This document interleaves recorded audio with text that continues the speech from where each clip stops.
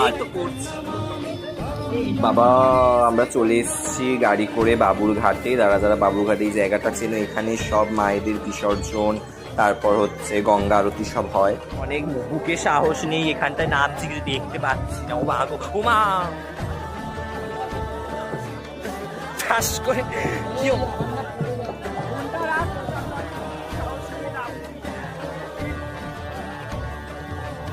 পেরেছি। মজা হচ্ছে। তো এরপর আমরা বাবুরঘাট থেকে হেঁটে হেঁটে সোজা চলে গেছিলাম ভূতনাথে। গাইস আমরা এই বসে রয়েছি এখানে, এই হাফ প্যান্ট পরে মহাইতে কাউকে দেখা যাচ্ছে না, আলো নেই, শুধু আমাকেই দেখা যাচ্ছে। তো গাইস আমাদের জল ঢালা হয়ে গেছে আর আমরাই এখন বেরিয়েছি। আর বেশ ভালো দেখলাম যে এটা করেছে সব